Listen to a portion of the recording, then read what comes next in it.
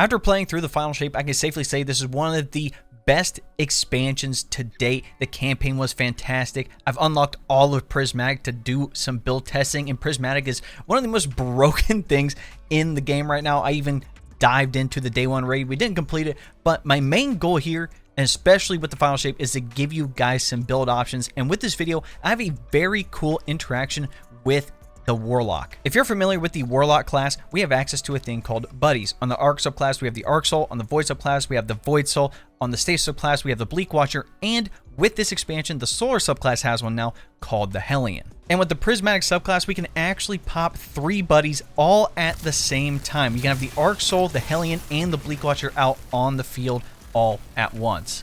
Now I'm going to break down 2 builds for this. One's going to be very easy, barrier to entry. Pretty much anyone can achieve this one and have good survivability. And the second one's going to be a little more niche, but it's also going to take advantage of a couple more things on the artifact. Either way, this build is absolutely broken for crowd control. Now to start off, you're going to need the Exotic Gauntlets, the Getaway Artist. It's perk Dynamic Duo. You can essentially convert your arc grenade by essentially holding your grenade button, and it turns it into an Arc Soul, and you become amplified. Now note, you will have to have the Storm Grenade on under your abilities for the grenade because it does require an arc grenade to work. Now for the rest of the subclass, for both builds, they actually use the exact same things except for the super, which I will talk about when I go into each one. But for both, under abilities, first up, you're going to want the Phoenix Dive. Again, this allows you to dive and it cures you and nearby allies.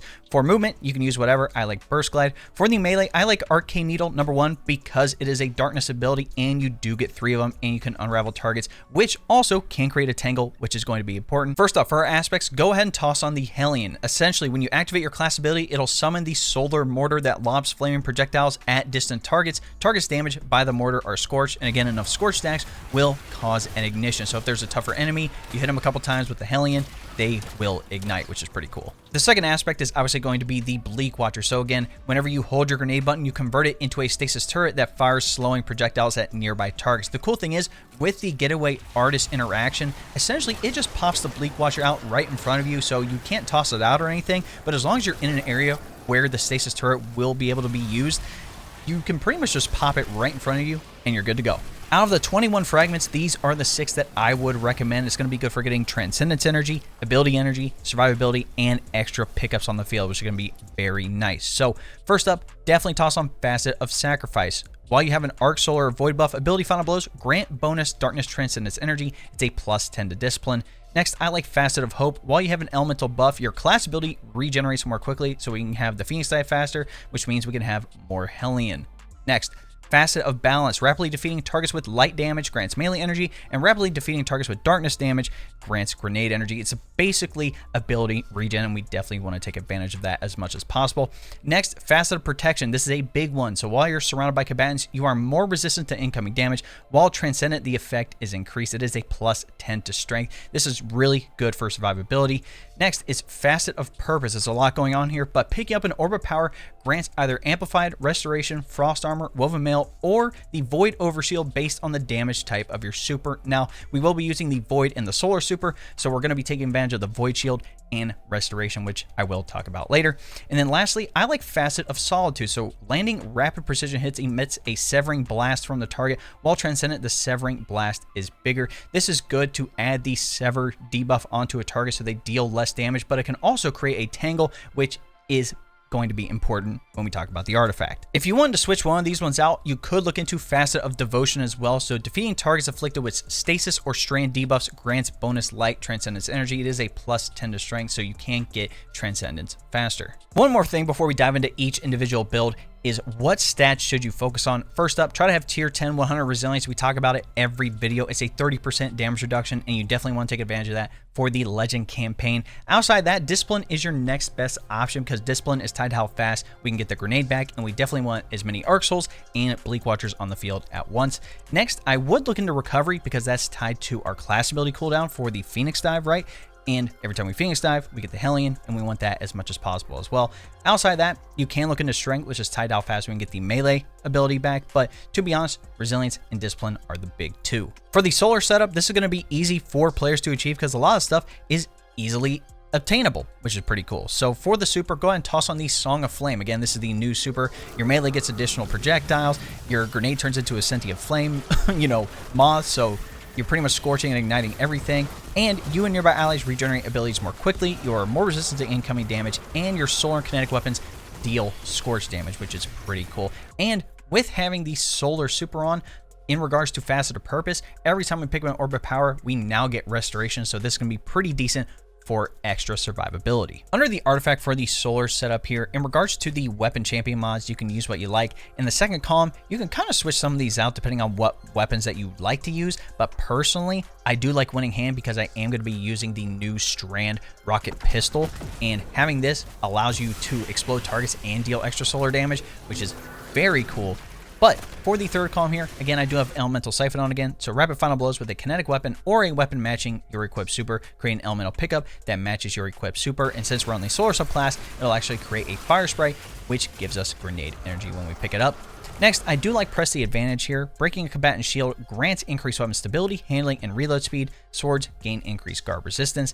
And then we have Threaded Blast on. Destroying a tangle with a strand weapon creates a larger and more damaging explosion. Fourth and fifth columns are pretty important. First up being Radiant Orb. So while you have a Solar Prismatic subclass equipped, picking up an Orb of Power makes you Radiant. And with Galvanic Armor, while you have an Arc or Prismatic subclass equipped, incoming damage from combatants is reduced while amplified. And again, we can become amplified by consuming our Arc Grenade, which we're going to have a lot of the time. So pretty much we have extra damage resistance on top of all that.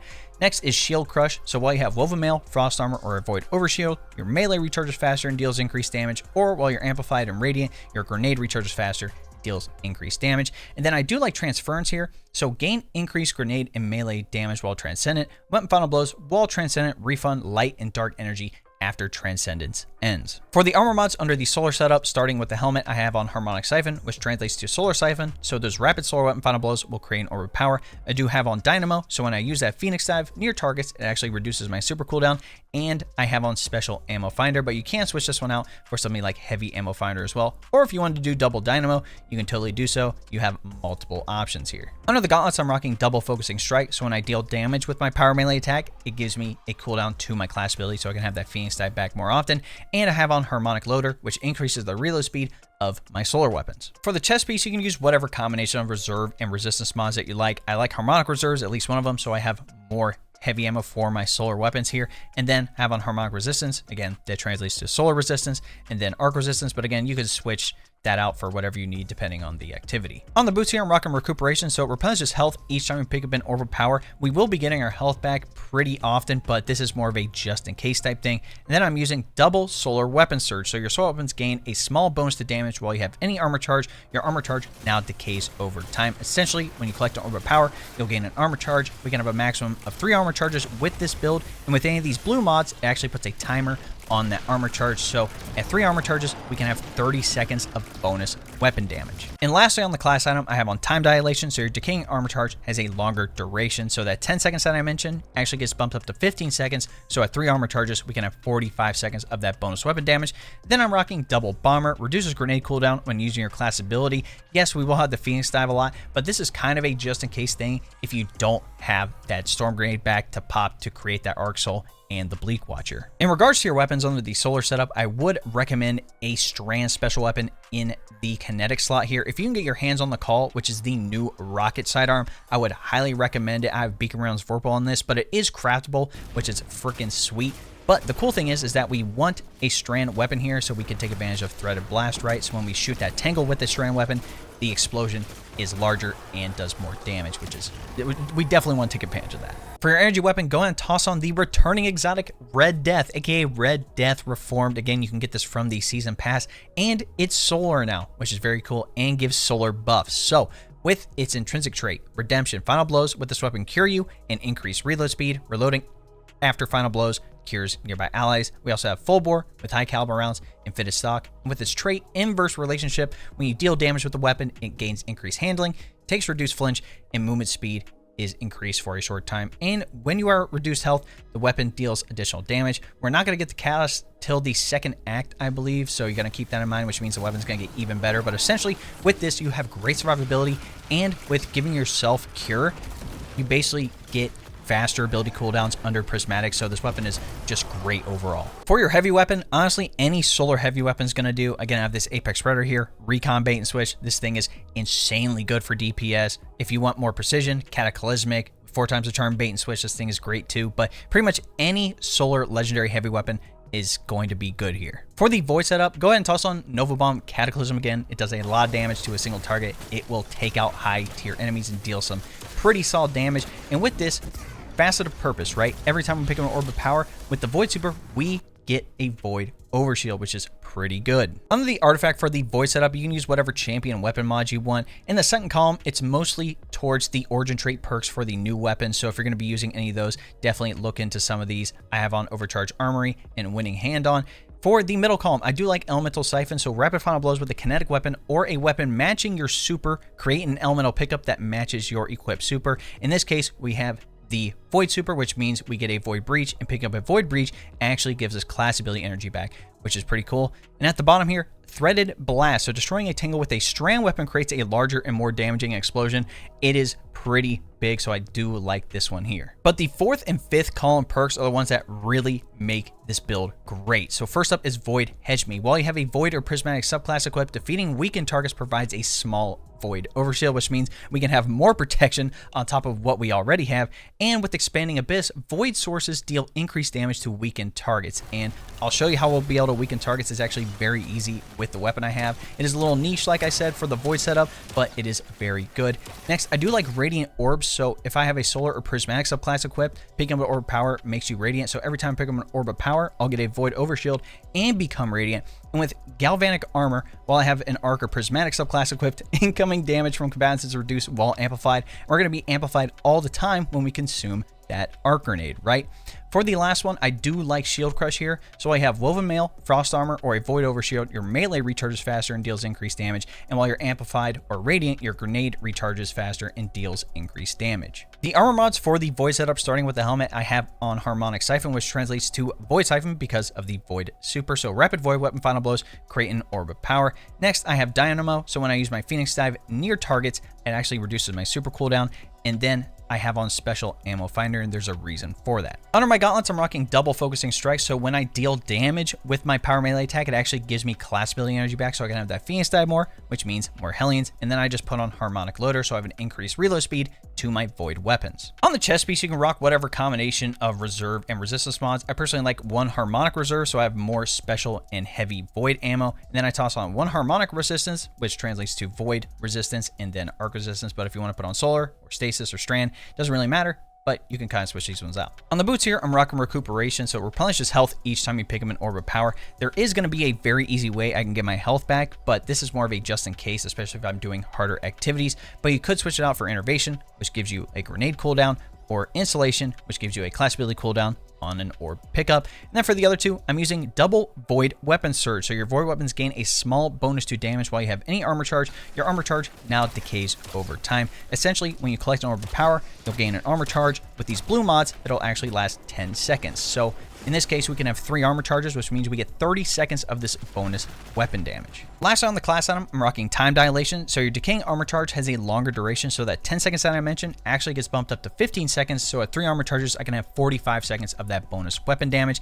And then I'm rocking Double Bomber. So reducing my grenade cooldown when using your class ability. This is more of a just in case thing if you need to get that grenade back faster. But since we will have the Phoenix Dive fairly often, it's almost guaranteed you're going to have the grenade. So if you did want to switch both of these out or one of these out for Outreach, which reduces your melee cooldown when you use your class ability, you can totally do so. For your weapon options, I would recommend a Strand Primary. You're gonna have this crafted Rufus Fury here with Demo Frenzy, but any Strand Primary weapon will do. Like I said under the artifact, in regards to Threaded Blast, you need a Strand weapon to shoot the Tangle to create a larger explosion, so that's why I would highly recommend a Strand Primary. Under the energy weapon, we're using the exotic special sidearm, the Buried Bloodline. This thing is pretty much the crutch of the entire build, but it is so good. So with its intrinsic trait, double fires tracking bolts, landing bolts leeches health from the target. We have hard launch with flared magwell, hand laid stock, and with violent reanimation, multiple final blows with this weapon grant Devour to the wielder. And essentially, once you have Devour, as long as you continue getting kills, you get health back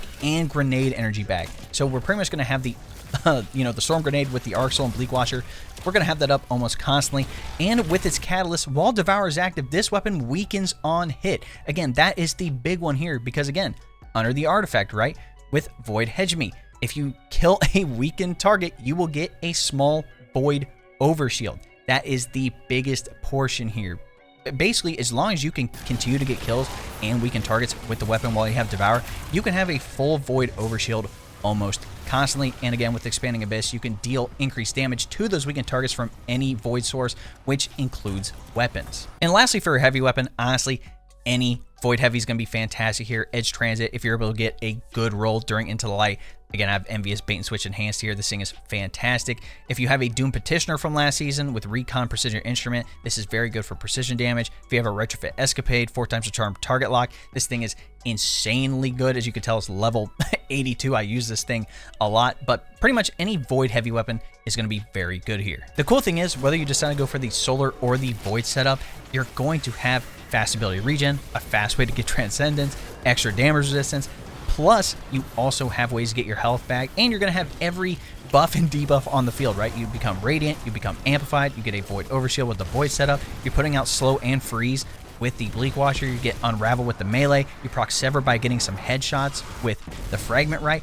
It's insane the amount of stuff you can have on the field with this. But that, ladies and gentlemen, is my triple buddy Prismatic Warlock builds. Let me know what you guys think in the comments. I'm actually going to put the dim link for both of these builds in the description. So if you want to copy everything that I'm using, down to the subclass, the weapons, the armor mods, even the drip, including ornaments and shaders, if you'd like, you can totally copy all that stuff. And then test out for yourself and let me know what you think. If there's something that you like using with this build, definitely let me know in the comments after you do some testing. There's a lot of stuff you can substitute in with this build, which is pretty cool. It makes it pretty versatile and super deadly. In any event, if you enjoyed watching, be sure to drop a like on the video, subscribe to the channel, and turn on that bell next to notifications so you don't miss out on any other Final Shape builds I'm going to be dropping here on the channel. If you didn't know, we live stream here on YouTube and then also over on Twitch. Again, there's going to be the Salvation's Edge raid, there's going to be the new activity to get the exotic class items, the co-op mode, there's going to be plenty of stuff to do. So if you want to hop in for any of that, again, hop in the chat. And then also, if you want to be proactive, join my Discord. Again, people are going to be looking to play activities together, so hop on in. We're also talking about anime, tech, and plenty of other games as well. Lastly, if you want to help support the channel even more so I can continue making this content for you guys, you can always look into becoming a member. If you don't know what a membership is, it's essentially like a Twitch subscription. Again, you're going to get access to the emotes, the monthly badges, and the big thing, which is getting early access to all of my videos. So if you want to look into becoming a member, all you have to do is press the join button, next subscribe, and that'll give you a rundown with all the details you need. All right, ladies and gentlemen, it's been your boy. We'll catch you in the next one. Cheers!